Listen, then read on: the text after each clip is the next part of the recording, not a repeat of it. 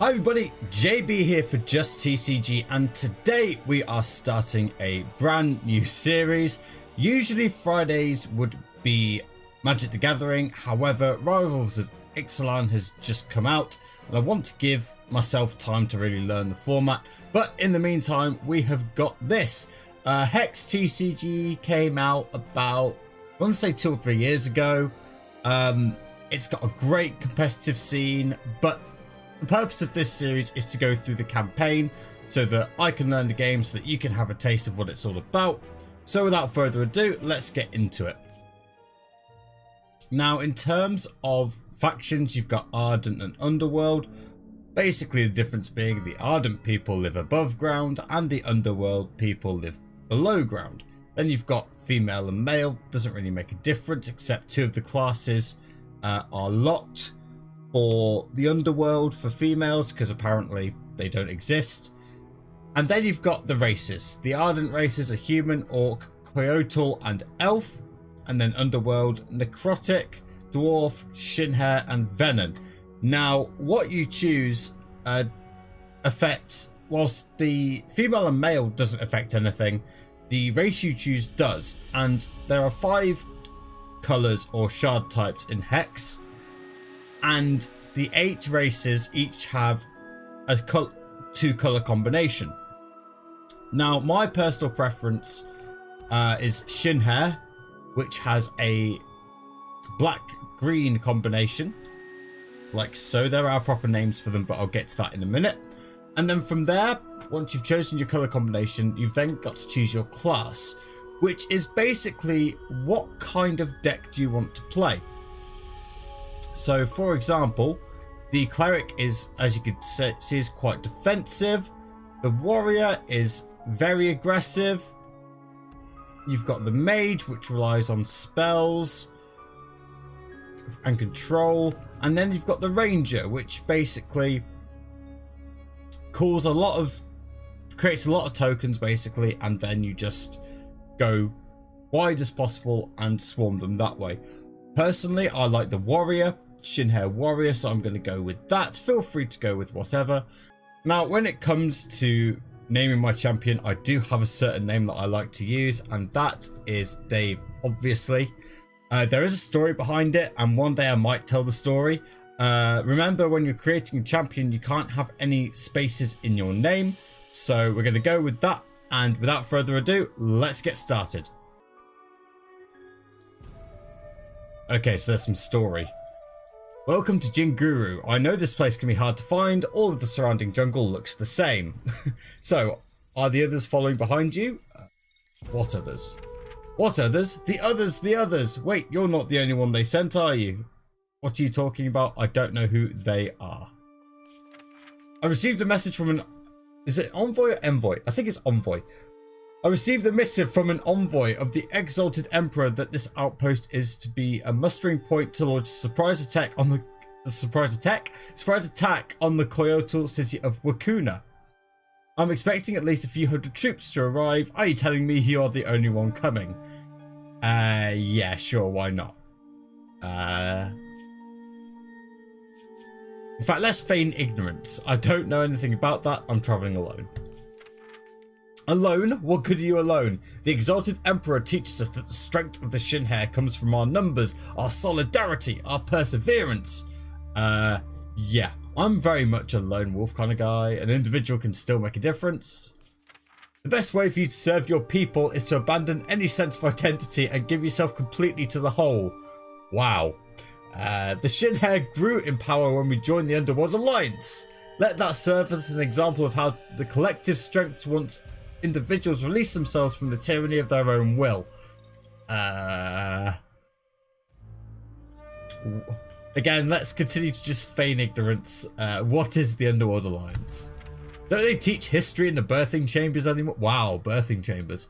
When I was a young kit, the concubunnies, sorry. The concubunnies made sure we all received a rounded education. Nowadays, they just shove katanas into your hands as soon as they are big enough to grip them. That's what war does to you. Your generation is losing all sense of who we are as a people. A shame or a shame. So what was I talking? Yeah, the Underworld Alliance. This guy likes to ramble on. Okay. It all started with the arrival of the meteor that smashed into the planet about 2,000 years ago. We call it Hex, and as you know, and as you well know, if you look up and you're lucky to find a hole in the jungle canopy, the meteor has become like a second moon. The impact scattered hexing gems throughout Entreth, which have weird magical properties we're still trying to decipher. Okay, so there is lore to this game. That's nice. Hex didn't just bring the hexing gems to Entreth. It also brought the necrotic, those strange alien-like folks who inhabit the corpses of humans. Oh, they're a parasite. Okay. The humans were enraged that the necrotic were using their dead to walk around, so they launched countless invasions against their new army. The necrotic couldn't repel the human assaults all on their own, so they went looking for allies, and obviously the bunnies went to help them. 3 centuries ago, the necrotic came to us Shin'hare and asked if we wanted to help them. We have been trying and failing to subjugate the humans and their allies on our own, so joining up with the necrotic seemed like the right thing to do. Wow, we are evil bunnies. We are pretty much the scourge of humanity, and we are the evil bunny rabbits. Fantastic. Once the necrotic managed to convince the destructive dwarves and their zealous venom to join the cause, we were officially organised as the Underworld. The humans formed their own alliance amongst surface races, and the war was on. So far, so World of Warcraft. The fighting raged for 100 years. It was glorious. Unfortunately, our enemies eventually managed to beat back the Underworld onslaught. Yeah, such a shame that the humans would survive. The global war is over, but the Underworld bides our time. We're gearing up for the next incursion. Once we are fully operational, those surface folk will all bow before the fleet of the Exalted Emperor. Okay. It seems you have a bit of time before the rest of the regiment arrives. I suggest you spend this time training and honing your skills. Tutorials, fine. Is there someone here who can help me with that? Try to find Sora. She should have a Keyblade. I mean, she should be wandering around here somewhere. She is an experienced militia soldier. She'll be able to show which end of a sword is the pointy one. Dismissed, he says to the guy wielding a katana. Cool. So this is the world of Hex. Hint, you can quickly navigate a city to find characters to chat with, or click and drag on the screen to move left and right to explore. Well, I'm dragging... yeah, I did that the other way around, but you get the idea. And there seems to be this thing at the bottom as well that tells us where people are. We've got a legend here that tells us what kind of people they are. Click on a character to speak with them. They might give you a quest, reward you, or challenge you to a fight. Cool. 10 hut. Look alive, soldier. Wow. I am a warrior, not a soldier. That'll show her. Let's be insubordinate straight away. All Shin'hare are soldiers. We serve the glory of the Exalted Emperor. Now, where are the others? That's very Japanese. I already went over this with Mitsuo. Yeah, they're based on Japanese. We are the Japanese evil bunny rabbits. Fantastic. I'm loving this game already. Well, this doesn't make much sense. I'm used to training entire battalions at a time. What am I going to do with just one warrior? Well, sucks to be you. There is value in one-to-one training as well. I suppose you're right. You shall get the benefit of my expertise, at least until the rest of your battalion arrives. They're not getting the memo that I'm alone. Are you ready to fight? Yes, I am. Okay. Cool. Prepare for battle versus Sora. And she has an ability. I think we'll get to abilities in a bit.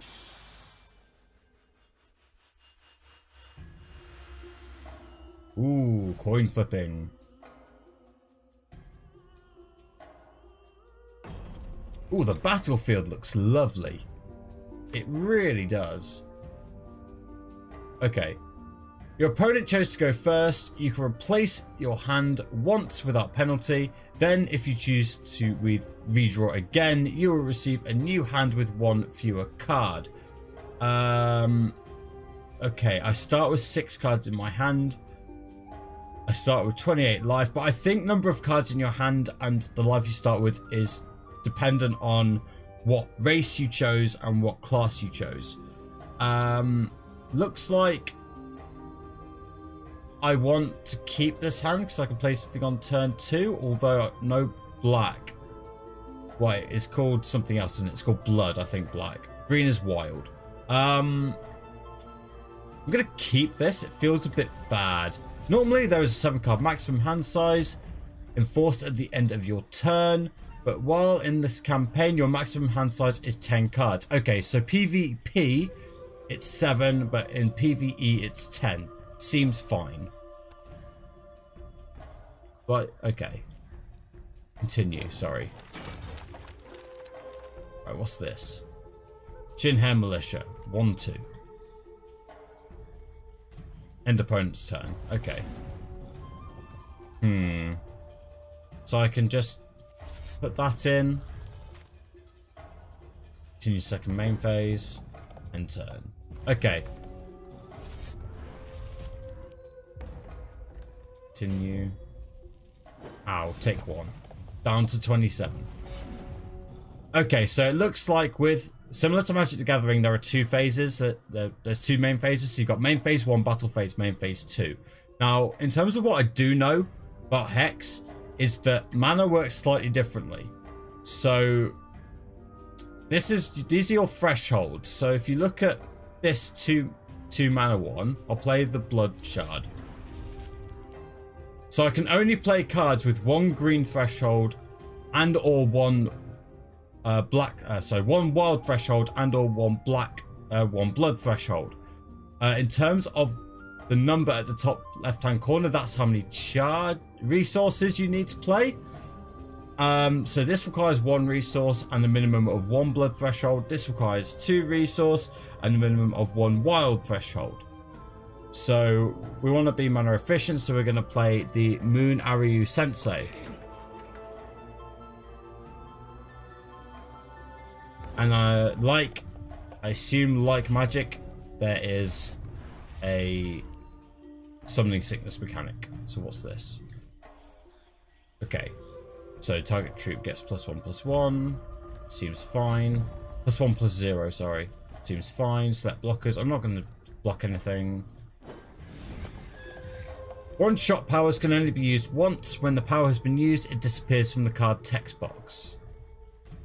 Okay, so this one-shot is discard a card, create 2 battle hoppers and put them into your hand. Sure.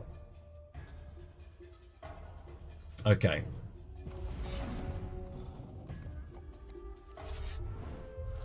Play the shard.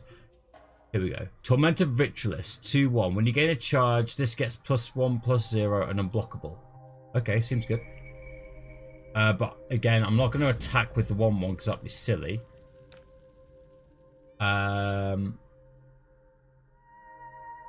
Okay, so deploys like Battle Cry in Hearthstone, or enters the battlefield abilities in Magic the Gathering. Okay.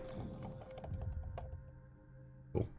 So I think the idea is I'm going to create a 3/1 here whenever I play a resource and then just attack unblockable. What's this? Oh, it's another bunny hopper. Creator. Cool. Oh no, he's using the ability. Continue. Don't want to block, so we'll take 4. He's at, like... She only has 10 health. Okay, make another 1/2. Make a 0/1 battle hopper. Okay. Make more battle hoppers. Wow. Play a resource. This gains +1/+0 and unblockable. What? I want to play one of these. Shadow Grove Witch. Just deployed, target opposing champion reveals a random card from their hand. Revealed troops get -2/-2. Amplify, target troop gets -1/-1. And Atrophy, sorry. Target troop gets -1/-1. Draw a card. Is this quick? Yeah, so quick actions mean I can play them whenever. So I might attack with both. And then if he blocks with the 1/2, use Atrophy on it. Yeah, okay. So Atrophy on this. Draw a card. Deal combat damage. Cool. I think the with the Shin'hare Warrior, I think the unblockable is going to be really good. Take 4. What's this? Another Wretched Wrangler. Sure. Make more bunnies. When you can discard cards. Okay, let's see what we've got here. Keyblade of the Milky Eye. Lethal. Any amount of damage this deals to a troop is fatal. So that's like Poisonous in Hearthstone or Death Touch in Magic the Gathering. Bucktooth Commander. Other Shin'hare you control have +1/+1. I think everything in here's... A lot of things in here are Shin'hares. That's a Shin'hare. That's a Shin'hare. Seems sensible to play this then. And then play this. So this gets unblockable. And then attack with both of these. Yeah, it seems fine to let him block that. And then end. Oh, I should have played the Killblades. That was silly. But it doesn't matter. Like, I should have played the Killblades. I'm learning the game. That's my excuse. And there's a resource. Zombie Vulture. Let's just go through that. It's a 4/1 with flight, which is like flying in Magic the Gathering. Sure. Continued combat. Attack with this. And it's unblockable. Okay.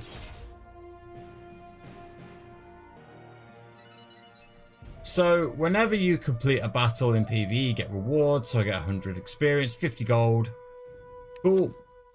That was impressive. I would be proud to have you in my regiment. Yeah, you would be lucky to have me. I'm going to continue this defiant nonsense. You received a quest. Click on the character to talk to them and find out what it is.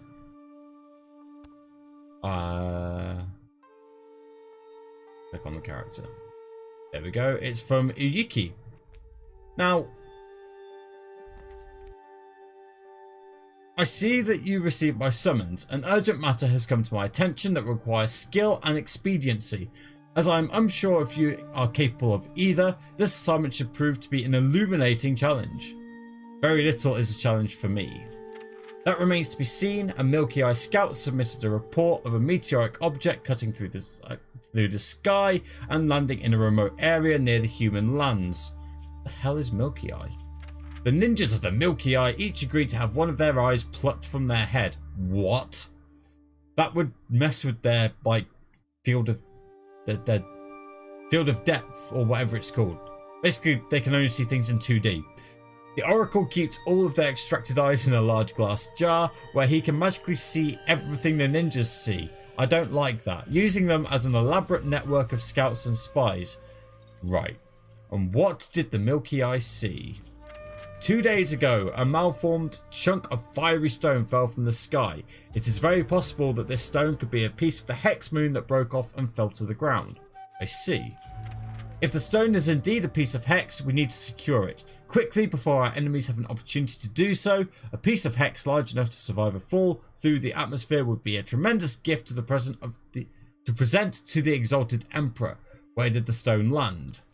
The Milky Eye scout saw the object fall, but was unable to determine exactly where it would have hit the ground. According to his report, he believes the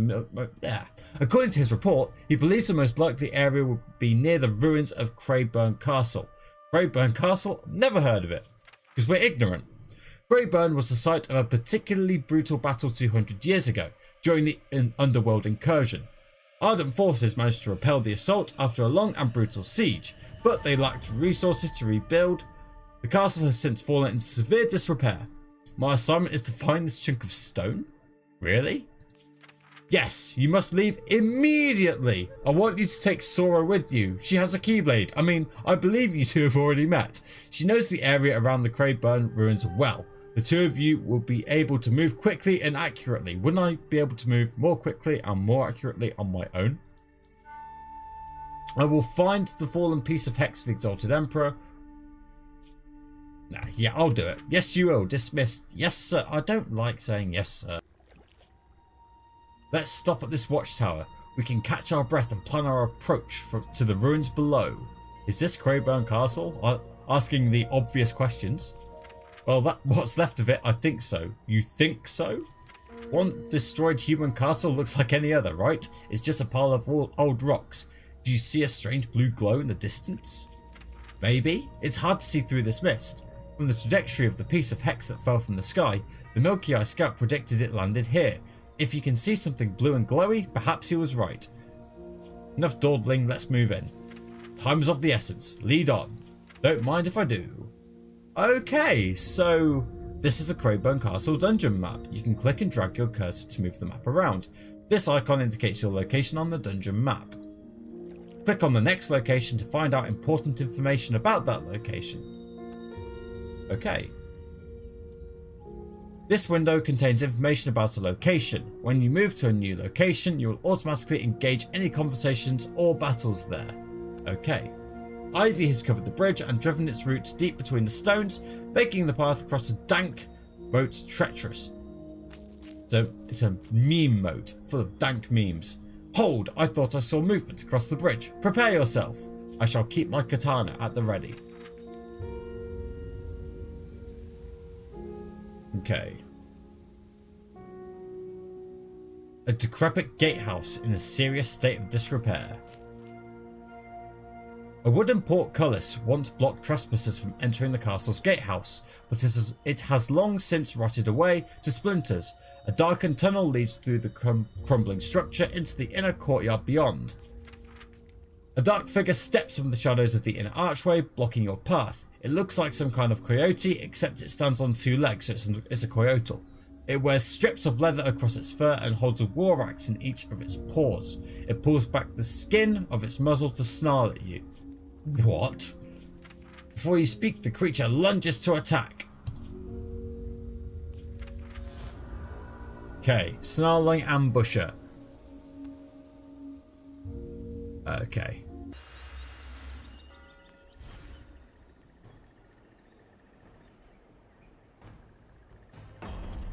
Ooh, another new battleground. I have to say the graphics on this are beautiful. Let's see. I think I'm happy playing Munario Sensei on 2 and then Bucktooth Commander on 3. Yeah, I'll keep this. Okay. Cards with deploy will trigger the listed effect when they enter play. Yeah. What do you do? Deploy, gain a wild threshold. Tap to gain tap to gain a resource. Okay. I think that's a available resource instead of a maximum resource. Sure. So it's like a mana elf in Magic the Gathering. Okay. Making a lot of comparisons to Magic the Gathering, I'm finding. Yeah. Nothing we can do on turn 1, and I think we're okay. Since we have 28 health. Yeah, take 1. It's going to play this. Sky Guard. This can block as though it have flight, so it's reach.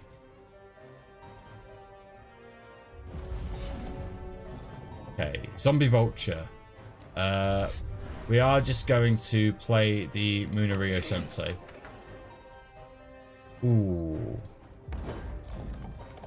Okay, so slightly awkward. We don't have a shard for turn 3. Deploy, gain another. Yeah. He's gaining all these thresholds. I'm just going to take 3, I think. I really need a wild shard. Don't get it. Okay. Not going to attack. But this is awkward. Fortunately, my opponent doesn't have many cards left in hand. I'm gonna block. Back, no. And I can't use that this turn, so I'm just gonna skip. We're gonna take 4 more. Feels bad. What's this? Basic 4 Prophecy. The next troop in your deck gets +1/+1. Okay.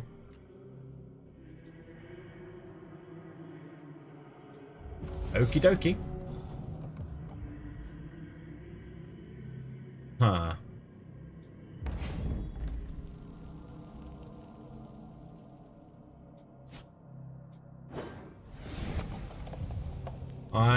I don't think this is going well. Luckily, he only has 2 cards in his hand.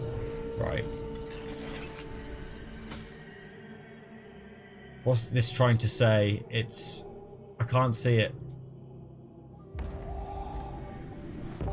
Deploy. When it's entered to play, prophesized. So it got +1/+1 because it was the top card of the deck. Prophecy, deploy. The next troop in your deck gets +2/+2. Wow.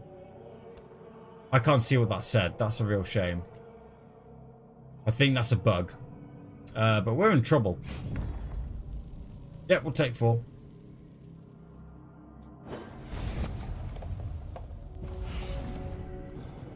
There's a wild stone, but I needed a blood shard, but I need another wild shard.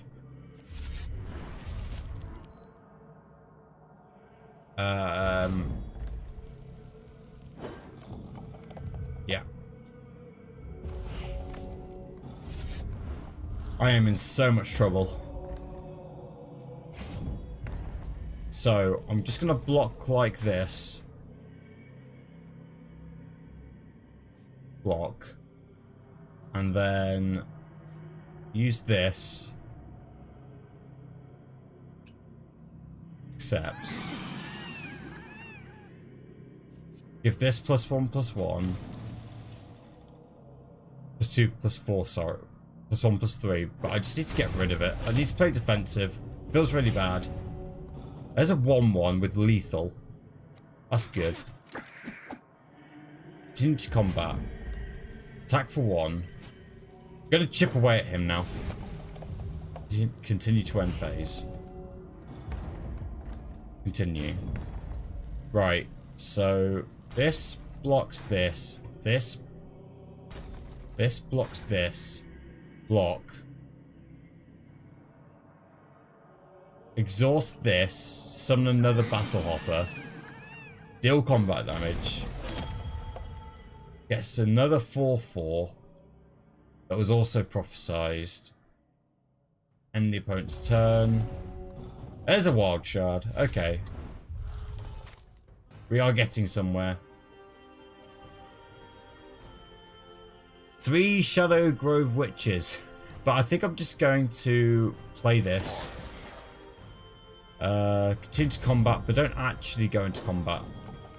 End phase. Just need to be a bit defensive.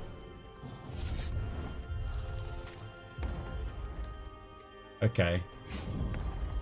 And then this. Select blockers. This blocks this. This blocks this. Block. Oh no, I didn't want to block with that. Yeah, I shouldn't have blocked with that. That was silly of me.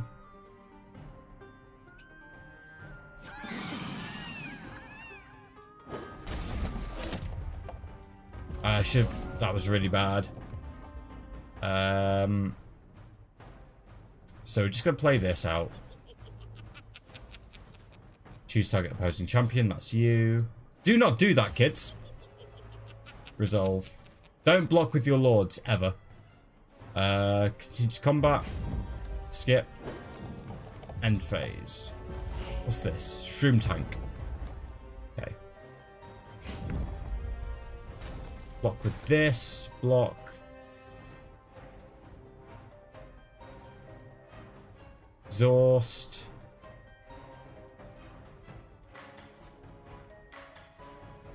Why not?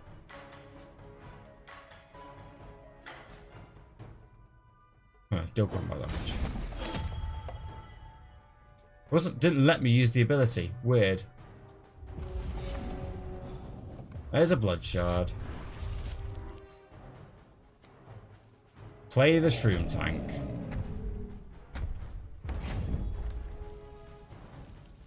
Skip. End the end phase. Continue. Yeah. Yeah, resolve that.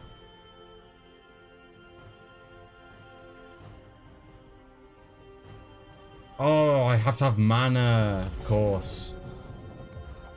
Evolve. Each troop you control gets +1/+1. Okay, so we're going to use this ability. Kill that. I go down to 6. And then continue to combat. We'll attack with these. So we're going to use atrophy. Yeah, so atrophy that.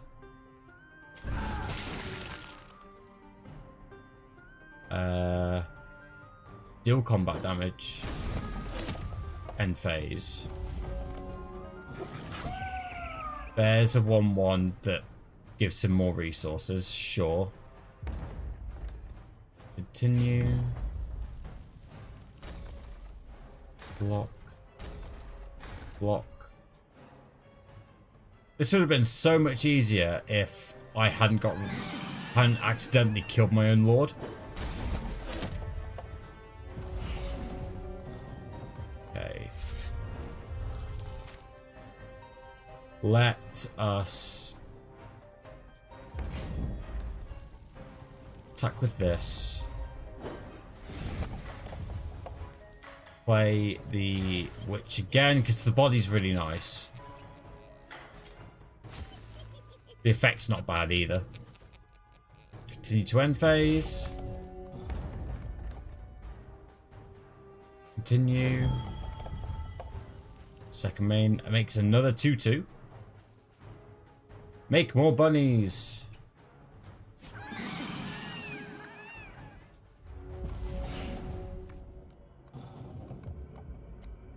Draw a card.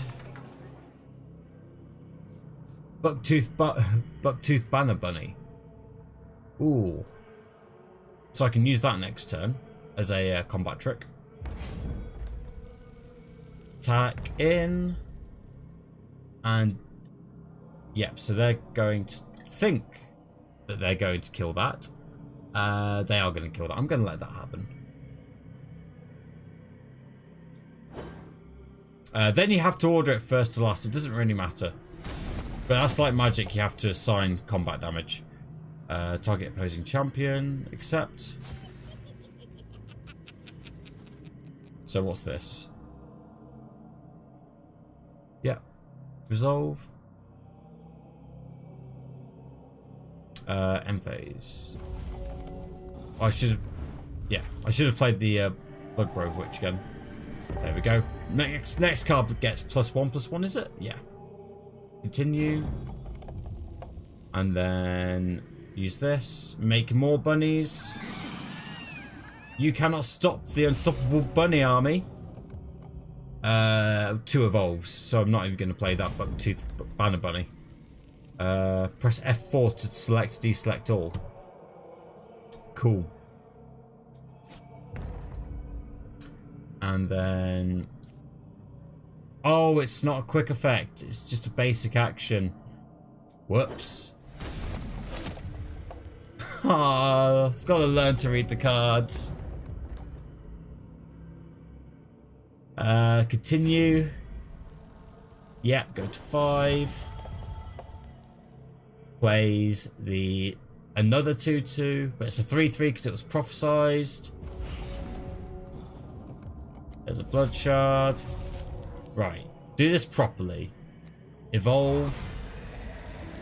Evolve. Continue to combat.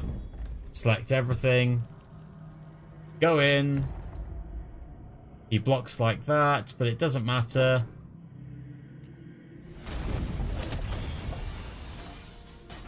There we go. So, reading cards is hard, but we got there in the end.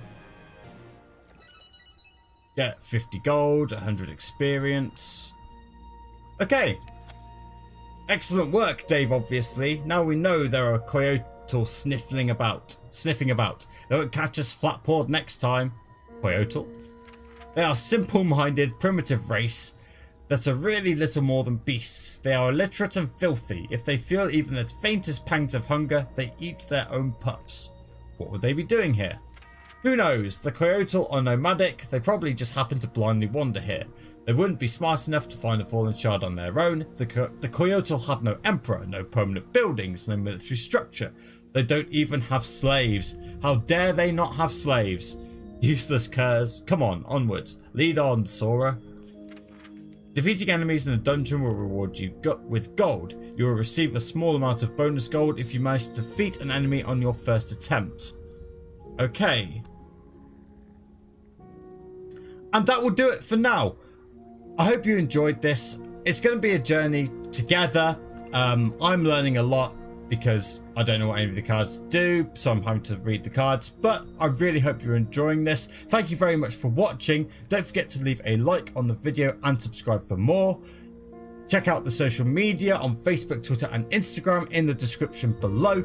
In the meantime though, I've been JB for JustTCG and I'll see you in the next one.